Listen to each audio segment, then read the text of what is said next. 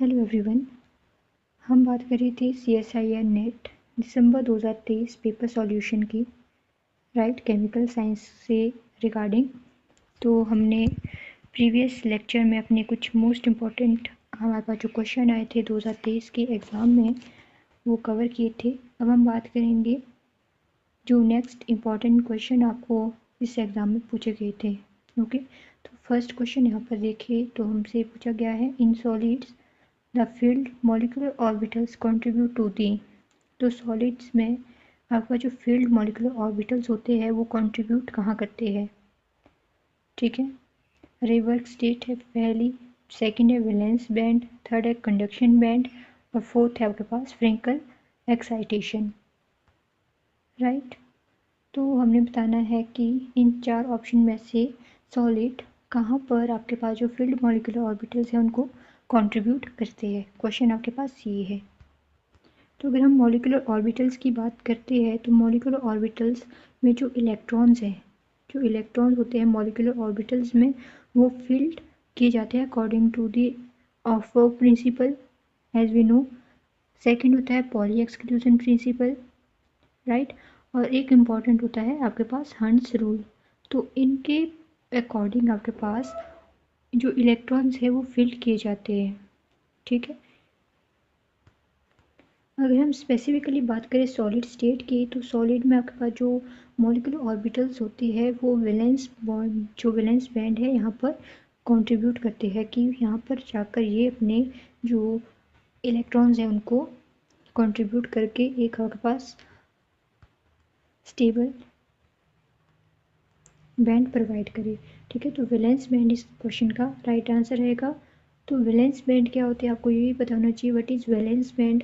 तो जो outer most shell होते हैं किसी भी एटम के सॉलिड के अंदर, that is completely filled with electron at room temperature, उनको हम वैलेंस बैंड कहते हैं। Outermost shell of an atom in a solid, यहाँ पर सॉलिड की बात की गई है ना, in a solid which is completely filled with electron, means ये क्या होंगे, कम्प्लीटली फिल्ड होंगे इलेक्ट्रॉन्स के साथ एट अ रूम टेम्परेचर, किसी रूम टेम्परेचर के अंदर। तो जो आपके पास इलेक्ट्रॉन्स होते हैं इन वैलेंस बैंड के अंदर, ये बॉन्ड मतलब जो बनाते हैं ये फ्री नहीं होते हैं, they are not free to move around the solid, ठीक है। इसी कारण ये कंट्रीब्यूट नहीं कर पाते हैं आपके पास इलेक्ट्रिकल कंडक्शन को भी, they can not contribute to the electrical conduction, ठीक है। तो ये आपके पास क्वेश्चन आया था इस प्रकार से और इसका आंसर है वैलेंस बैंड। अब हम सेकंड क्वेश्चन देखते हैं। The major product formed in the following reaction is. तो मेजर प्रोडक्ट की यहाँ पर बात की गई है कि आपके पास ये आपके पास क्या है, रिएक्टेंट है और इससे हमने बनाना है प्रोडक्ट, राइट। तो ये आपके पास गिवन ऑप्शंस है और हमने बताना है कि इन ऑप्शन में से आपके पास कौन सा मेजर प्रोडक्ट बनेगा जो आपके पास यहाँ पर रिएक्टेंट दिया गया है। ओके, तो ये क्वेश्चन है। तो अगर आप यहाँ पर इस रिएक्शन को देखें तो ये रिएक्शन आपके पास एसिड कैटालाइज्ड डिहाइड्रेशन का रिएक्शन है। किसका रिएक्शन है, एसिड कैटालाइज्ड डिहाइड्रेशन, ठीक है। अगर ये एसिड कैटालाइज्ड डिहाइड्रेशन का रिएक्शन है तो हमें मालूम है, हमने पढ़ा है कि एसिड कैटालाइज्ड डिहाइड्रेशन रिएक्शन में आपके पास क्या फॉर्म होता है, साइक्लिक ईथर। ये बनाते हैं आपके पास साइक्लिक ईथर, मीन्स ये आपके पास बनाएंगे ऑक्सेन फ्रॉम अ डायोल, डायोल से ये आपके पास बनाएंगे ऑक्सेन। तो अगर आप गिवन ऑप्शंस देखें तो आपके पास हमने सबसे पहले देखना है कि साइक्लिक ईथर कहाँ बन रहा है। ऑप्शन 1 देखें तो आपके पास ऑप्शन 1 एंड ऑप्शन 3, यहाँ पर अगर आप देखो तो साइक्लिक ईथर की फॉर्मेशन नहीं हो रही है, ठीक है। इन दोनों प्रोडक्ट में साइक्लिक ईथर नहीं हो रही है, मीन्स यहाँ पर ऑक्सीजन नहीं बनना है डायोल से, डायोल से ऑक्सीजन की फॉर्मेशन नहीं हो रही है। उसी प्रकार अगर हम देखें option number second and option number 4 को, तो ऑप्शन नंबर 4 में अगर आप इस ऑप्शन नंबर 2 को अगर आप देखें तो ऑप्शन नंबर 2 में आपके पास साइक्लिक ईथर की फॉर्मेशन हो रही है, क्या बन रहा है यहाँ पर, साइक्लिक की तरह बन रहा है, ठीक है। और बन किस तरह है, डायोल से साइक्लिक की तरह आपके पास बन रहा है। मीन्स इस क्वेश्चन में आपके पास जो राइट ऑप्शन रहेगी वो रहेगी ऑप्शन 2। ये आपके पास प्रोडक्ट है, ठीक है, और आपके पास रिएक्टेंट बन जाएगा ये इस वे में, डबल बॉन्ड ओ, राइट। ये आपके पास क्या बन गया, प्रोडक्ट बन गया, यहाँ पर डबल बॉन्ड, ठीक है। तो यहाँ पर अगर प्रोडक्ट देखें तो यहाँ पर साइक्लिक ईथर की फॉर्मेशन हो रही है, ओके। मीन्स ये फॉलो कर रहा है आपके पास एसिड कैटालाइज्ड डिहाइड्रेशन प्रोसेस को। नेक्स्ट क्वेश्चन है, the percentage error in the measurement of mass and linear velocity of a particle respectively are 3% and 4%. The maximum percentage error in the kinetic energy of a particle is। तो question में percentage error की बात की गई है, ठीक है। Percentage error आपके पास एनालिटिकल केमिस्ट्री का एक इम्पॉर्टेंट एस्पेक्ट है, एज वी नो, ठीक है। तो जब हम फाइंड करते हैं maximum percentage error in kinetic energy, जब हम फाइंड करेंगे maximum percentage error in kinetic energy में, ठीक है, तो जो परसेंटेज एरर होता है मास एंड वेलोसिटी का वो ऐड होता है। क्यों क्यों ऐड होगा, क्योंकि हमें मालूम है जो आपके पास काइनेटिक एनर्जी होती है, kinetic energy is equal to half mv का स्क्वायर, ये आपके पास काइनेटिक एनर्जी होती है। और गिवन क्वेश्चन में आपसे क्या पूछा गया था कि maximum percentage error in the kinetic energy of the particle is, ठीक है। और यहाँ पर आपके पास देखिए तो मास दिया गया है 10% और लीनियर वेलोसिटी दी गई है पार्टिकल की 4%। मीन्स जो हमने हाफ mv स्क्वायर लिखा, m के बदले आपके पास आ जाएगा 3% और v वेलोसिटी के बदले आपके पास आ जाएगा 4%। तो इसको हम जब सॉल्व करेंगे, ये आ गया, तो ये हमारे पास था हाफ mv स्क्वायर।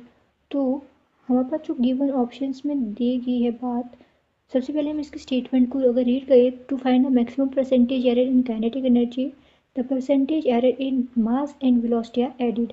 तो जब हम मैक्सिमम परसेंटेज एरर कैलकुलेट करेंगे काइनेटिक एनर्जी का, तो हमारे पास जो मास है एंड जो वेलोसिटी है वो आपस में ऐड हो जाएंगे, ये क्वेश्चन में कहा गया है, ठीक है। With the velocity error doubled, तो जो ये वेलोसिटी एरर है ये डबल हो जाएगा due to the square in the kinetic energy, kinetic energy में स्क्वायर दिया गया है। मतलब हम इसमें क्या करेंगे, मीन्स हमने क्या करना है, आपके पास गिवन दिया गया है mass given m is equal to 3 and velocity आपके पास 4 है, ठीक है।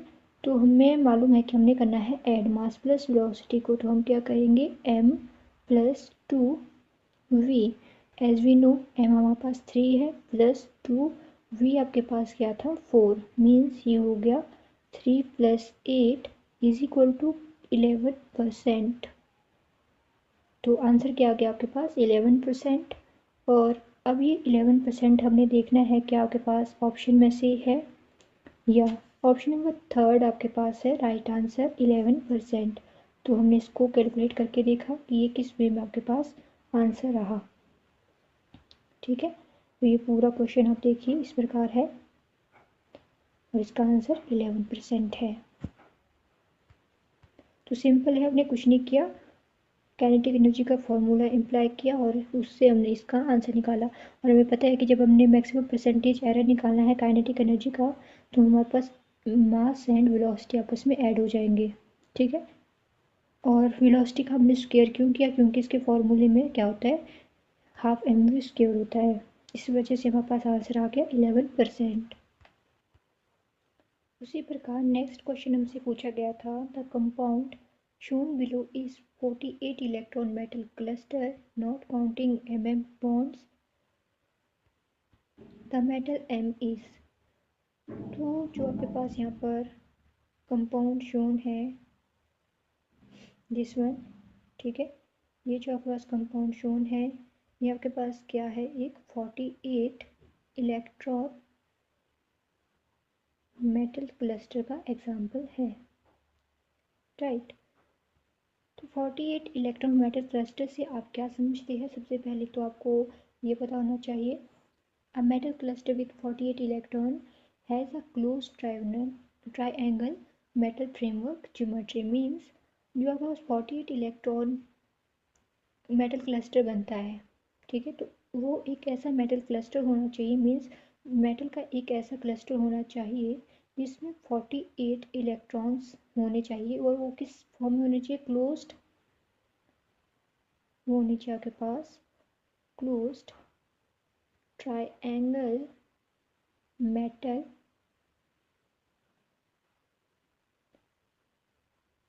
Framework geometry. तो इस फॉर्म में आपके पास ये प्रेजेंट होने चाहिए ट्राइएंगल मेटल फ्रेमवर्क ज्योमेट्री में। तो अगर आप यहाँ पर देखिए, ये जो एग्जांपल है, राइट, ये भी आपके पास किस फॉर्म में है? ट्राइंगल मेटल फ्रेमवर्क ज्योमेट्री की फॉर्म में है, ठीक है। तो मेटल क्लस्टर्स की अगर हम स्पेसिफिकली बात करें तो metal clusters are the small groups of metal atoms that can exhibit unique nano chemical and nano physical properties.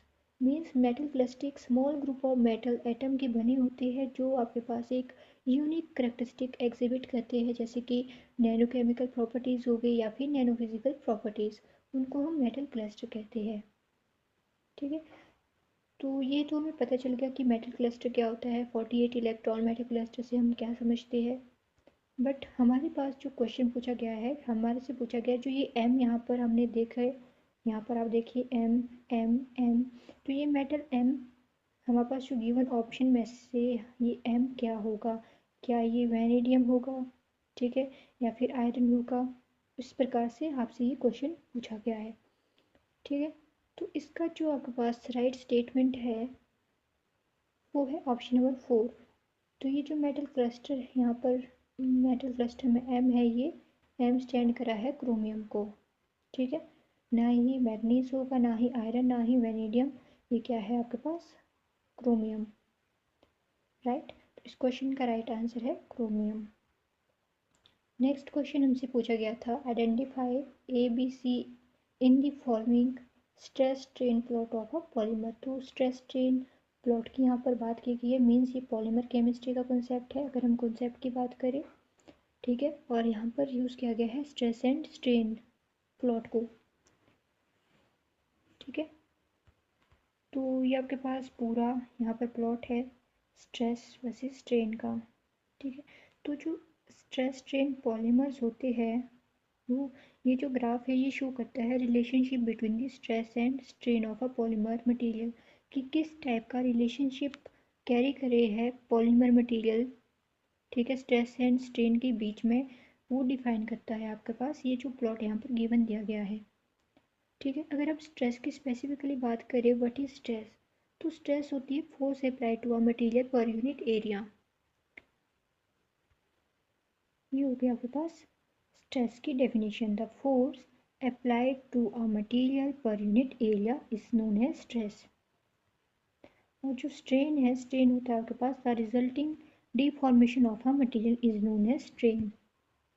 Means जो आपके पास रिजल्टिंग डिफॉर्मेशन हो रही है मटेरियल की, उसको हम क्या कहते हैं? Strain. Strain is the resulting deformation of the material, okay.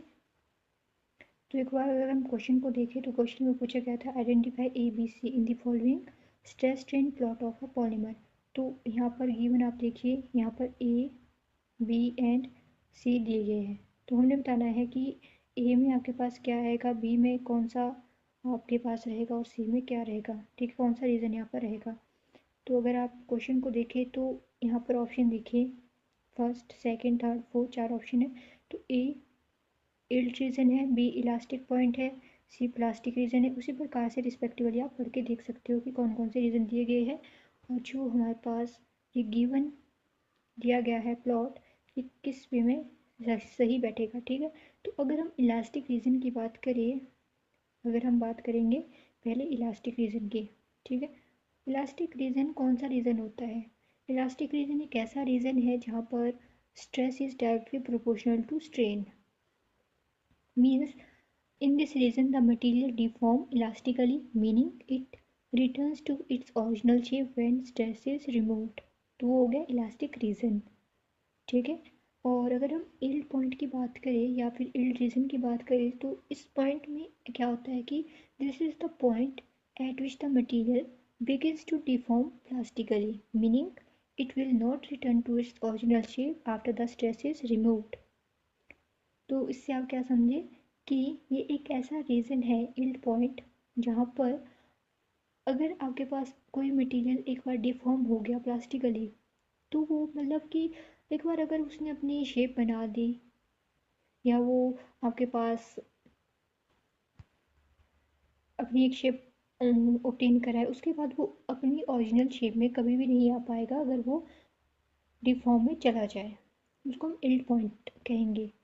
उसी प्रकार अगर हम प्लास्टिक रीजन की बात करें तो इस रीजन में क्या होता है, मटेरियल जो है वो परमानेंटली डिफॉर्मेशन में चला जाता है, means material will not return it's original shape and size after removing force. ठीक है, तो ये कुछ पॉइंट थे जिनको हमने स्टडी किया। ठीक है, तो अगर हम ए को मान लेते हैं इलास्टिक रीजन। इलास्टिक रीजन में हमारे पास क्या बात की गई थी कि इसमें आपके पास जो मटेरियल है वो डिफॉर्म होगा इलास्टिकली। ठीक है, मीनिंग ये अपनी रिटर्न शेप मतलब जो ओरिजिनल शेप है उसमें रिटर्न हो सकता है जब आपके पास स्ट्रेस क्या हो रिमूव हम कर देंगे। ठीक है, when we remove the stress. अगर हम बी को मान दें इल्ड पॉइंट। ठीक है, इल्ड पॉइंट अगर हम इसको लें तो ये एक ऐसा पॉइंट है जिसमें मटेरियल बिगिन हो जाता है डिफॉर्म करने के लिए। ठीक है, मतलब ये डिफॉर्म की स्टेट में चला जा रहा है, देखो ना यहाँ से ऊपर गया मीन्स ये डिफॉर्मेशन की स्टेट में जा रहा है। ठीक है, मतलब कि ये अपनी ओरिजिनल शेप में अब नहीं आ सकता है अगर हम इसमें स्ट्रेस रिमूव भी कर दे फिर भी नहीं। ठीक है, अगर हम इस इलास्टिक के रीजन की बात करें तो ये वापस से इसकी ओरिजिनल शेप में आ सकता है बट ये नहीं आ सकता है। उसी प्रकार अगर हम इसको सी वाले को मान देते हैं प्लास्टिक रीजन, तो ये एक ऐसा रीजन है जहाँ पर आपके पास मटेरियल इसकी ओरिजिनल शेप एंड साइज में नहीं आ सकता है। ठीक है, मीन्स ये परमानेंट डिफॉर्मेशन कर देता है, it means it leads to the permanent deformation. Okay, तो इसके अकॉर्डिंग हमारा जो ये स्ट्रेस वर्सेस जो स्ट्रेन का प्लॉट है वो एक्यूरेट बैठ रहा है। अब देखते हैं ऑप्शन में आपके पास ये है, पहले हमें देखना है ए में आना चाहिए इलास्टिक रीजन, बी में होना चाहिए इल्ड पॉइंट, सी में होना चाहिए प्लास्टिक रीजन। तो अगर आप ऑप्शन नंबर सी देखें तो यहाँ पर देखिए ए इलास्टिक रीजन है, बी इल्ड पॉइंट है, C elastic region which is true. ठीक है, तो ये आपके पास टोटल इस टाइप का क्वेश्चन था। ओके, नेक्स्ट क्वेश्चन है, according to VSEPR theory the shape and geometries of SeF4 and BrF4 negatively respectively, यार नेगेटिव है ये, नेगेटिवली नहीं होगा। तो विस्पर थ्योरी का कॉन्सेप्ट आपको जून 2024 के पेपर में भी देखने को मिला था। ठीक है, तो whisper theory is important concept, तो आपने इसको इसकी जो शेप है ज्योमेट्रीज है जितने भी इसके एग्जाम्पल्स हैं उनको अच्छे से करना है। ओके, हो सकता है आपसे दोबारा इस टाइप का कोई क्वेश्चन पूछे। तो इस क्वेश्चन पर अगर फोकस करें तो इस पर थ्योरी में हमने बताना है shape and geometry of SeF4 and BrF4। तो यहाँ पर अगर आप देखें तो ज्योमेट्रीज दी गई है जैसे सीसा एंड ट्रायगोनल पिरामिडल, सीसा एंड ट्रायगोनल बाई पिरामिडल, इस टाइप के ऑप्शन आप रीड कर सकते हो। ठीक है, तो हम इसके आंसर को स्टडी करते हैं कि क्या शेप और ज्योमेट्री बनेगी। तो हमारे पास जो फर्स्ट था वो है SeF4, और आपको पता है इसे क्या कहते हैं, इसे हम कहते हैं सेलेनियम टेट्राफ्लोराइड। आप सभी को पता ही होगा कि इसको हम टेट्राफ्लोराइड कहेंगे, सेलेनियम टेट्राफ्लोराइड। अब हम शेप की बात करते हैं तो हम ड्रॉ करेंगे इसका स्ट्रक्चर। तो उसका स्ट्रक्चर आएगा कुछ इस प्रकार से, यहाँ पर आप देखें एफ एफ। ठीक है, with lone pair of electron, lone pair इसमें साथ में रहेंगे। ओके, तो ये अगर आप देखें शेप देखें इसकी तो शेप किस टाइप की बन रही है, शेप है सीसा, सीसा इसकी शेप बन रही है। और अगर हम ज्योमेट्री को देखें तो ज्योमेट्री में आपके पास आएगा सेलेनियम के ऊपर आ जाएगा ये ऐसे, और एफ कितने थे आपके पास 4, तो हम इनको इस वे में लगा देंगे जो कि आपके पास है, ठीक है। आपसे इस टाइप का ये आएगा। तो ये देखिए आप इसकी ज्योमेट्री। तो अब आप मुझे बताइए किस टाइप की आपको ये ज्योमेट्री लग रही है। तो ये ज्योमेट्री है आपके पास trigonal, according to VSEPR theory ये ज्योमेट्री है ट्राइगोनल बाय पिरामिडल की, ठीक है। तो शेप होगी इसकी सीसा और ज्योमेट्री होगी ट्राइगोनल बाय पिरामिडल, ओके। तो आप ऑप्शन में देखिए सीसा एंड ट्राइगोनल बाय पिरामिडल है, यहाँ पर भी है। मीन्स आपके पास या तो ऑप्शन नंबर थर्ड राइट होगा या option number 1, as we know, okay. Competition है option number 1 and option number third के बीच, क्योंकि हमने देख लिया है इसका SeF4 का ज्योमेट्री एंड शेप। अब हमने पता करना है BrF4 नेगेटिव की शेप एंड ज्योमेट्री। तो हमने बनाना है BrF4 नेगेटिव का शेप एंड ज्योमेट्री। तो अगर हम सिंपली इस तरीके से करें, ठीक है, एफ 1 सेकेंड पहले हम इसकी शेप बना लेते हैं। तो हमने बनाना है ब्रोमीन टेट्राफ्लोराइड की शेप। तो ये कुछ इस तरीके से आपके पास इसका डायग्राम बनेगा, यहाँ पर भी एफ आ जाएगा और यहाँ पर भी एफ आ जाएगा with the lone pair of electrons. Lone pair हमने यहाँ पर लगा देने हैं, ठीक है। एज वी नो इस तरीके से लोन पेयर लगते हैं। तो यहाँ पर नेगेटिव का साइन था तो नेगेटिव आ जाएगा।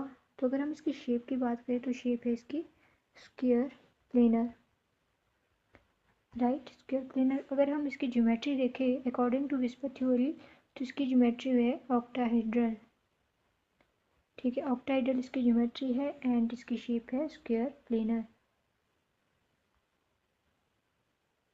तो ऑप्शन नंबर 1 एंड थर्ड के बीच हमने कंपटीशन की बात की थी, जबकि राइट आंसर इन दोनों में से एक हो सकता है। तो ऑप्शन नंबर थर्ड आप देखें तो इसका राइट स्टेटमेंट है सीसा एंड ट्राइगोनल बाय पिरामिडल आपके पास है SeF4 के लिए, और स्क्वायर प्लेनर एंड ऑक्टाहेड्रल आपके पास है BrF4 नेगेटिव की ज्योमेट्रीज के लिए, ठीक है। तो विस्पर थ्योरी भी आपके पास एक इम्पॉर्टेंट कॉन्सेप्ट है, इसको अच्छे से आप पढ़ लीजिए।